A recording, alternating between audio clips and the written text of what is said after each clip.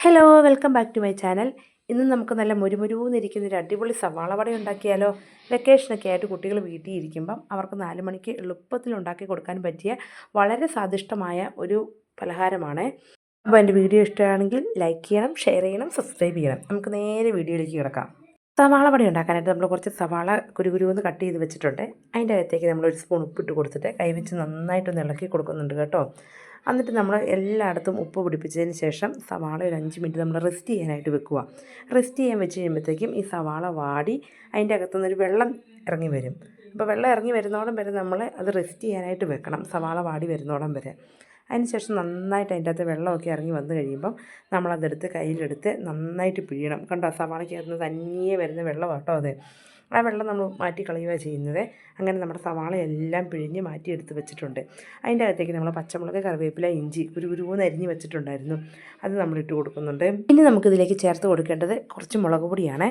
നമ്മളൊരു 1/2 ടീസ്പൂണോളം മുളക് പൊടി എടുത്തിട്ടുണ്ട്. അത് നമ്മുടെ സവാളയ്ക്കകത്തേക്ക് ഇട്ട് കൊടുക്കുന്നുണ്ട്. അതുപോലെ തന്നെ ഒരു 1/4 ടീസ്പൂണോളം മഞ്ഞൾപ്പൊടി എടുത്തിട്ടുണ്ട്, അത് നമ്മൾ ആഡ് ചെയ്ത് കൊടുക്കുന്നുണ്ട്. ഇനിയാണ് നമ്മുടെ മൈദ ചേർത്ത് കൊടുക്കുന്നത്. 1 സ്പൂൺ മൈദ എടുത്ത് നമ്മളിതിൻ്റെ അകത്തേക്ക് ഇട്ട് കൊടുക്കുന്നുണ്ട്. ഒരുപാടൊന്നും വേണ്ട കേട്ടോ, 1 സ്പൂൺ മതിയേ. ഇനി 1 സ്പൂൺ അളവിൽ നമ്മൾ അരിപ്പൊടിയാണ് ചേർത്ത് കൊടുക്കുന്നത്. നമ്മുടെ ഈ കടലമാവ് ഉണ്ടെങ്കിൽ 1 സ്പൂൺ കടലമാവ് കൂടി ചേർത്ത് കൊടുത്താൽ വളരെ നല്ലതായിരിക്കുമേ. എൻ്റെ കടലമാവ് ഇല്ലാത്തതുകൊണ്ട് ഞാൻ ചേർത്ത് കൊടുത്തിട്ടില്ല. എന്നിട്ട് നമ്മൾ ചേരുവകളെല്ലാം കൈവച്ച് നന്നായിട്ട് ഇളക്കി കുഴച്ചെടുക്കുന്നുണ്ട് കേട്ടോ. ഒരു 5 മിനിറ്റോളം നമ്മൾ കൈവച്ച് നന്നായിട്ട് തിരുമ്മി എല്ലായിടത്തും പിടിപ്പിച്ചെടുക്കണം.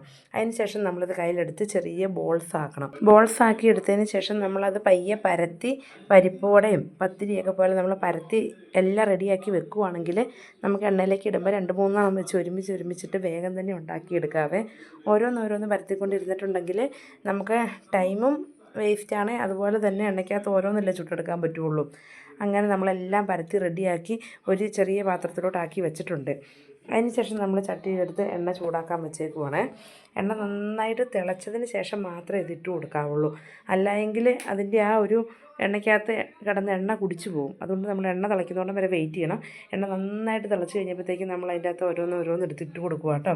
ഒരു ട്രിപ്പ് നമ്മളെടുത്ത് എണ്ണയ്ക്കകത്ത് ഒരു 3 വരെ ഇടാൻ പറ്റുമായിരുന്നേ.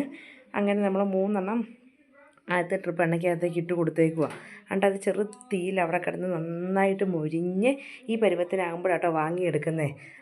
ചെറിയ തീയിൽ വെച്ചില്ലെങ്കിൽ ഇത് വേഗം കരിഞ്ഞു പോകാനുള്ള സാധ്യത കൂടുതലാണ്. അതുകൊണ്ട് ചെറു തീയിലിട്ട് നമ്മൾ അങ്ങോട്ടും ഇങ്ങോട്ടും തിരിച്ചിട്ട് വളരെ ശ്രദ്ധിച്ച് വേണം കേട്ടോ ഇങ്ങനെ റെഡിയാക്കി എടുക്കാൻ. ബ്രൗൺ കളർ ആകുമ്പോഴത്തേക്കും നന്നായിട്ട് മൊരിഞ്ഞ് വന്ന് കഴിയുമ്പോഴത്തേക്കും നമ്മളത് കോരി എടുക്കുക. അപ്പം നമ്മുടെ വീട്ടിലെ കുട്ടികൾക്കൊക്കെ വളരെ വേഗത്തിൽ വീട്ടിലുള്ള ചേരുവകൾ കൊണ്ട് തന്നെ വേഗം ഉണ്ടാക്കി കൊടുക്കാൻ പറ്റിയ ഒരു ഈവനിങ് സ്നാക്കാണ്. അപ്പോൾ ഇതുപോലൊരു സവാള വട നിങ്ങളെല്ലാവരും ട്രൈ ചെയ്ത് നോക്കണം. നിങ്ങൾക്ക് എൻ്റെ വീഡിയോ ഇഷ്ടമാക്കുകയാണെങ്കിൽ ലൈക്ക് ചെയ്യണം, ഷെയർ ചെയ്യണം, സബ്സ്ക്രൈബ് ചെയ്യണം. അടുത്തൊരു വീഡിയോ ആയിട്ട് വീണ്ടും കാണാം. അതുവരേക്കും എല്ലാവർക്കും ബൈ ബൈ.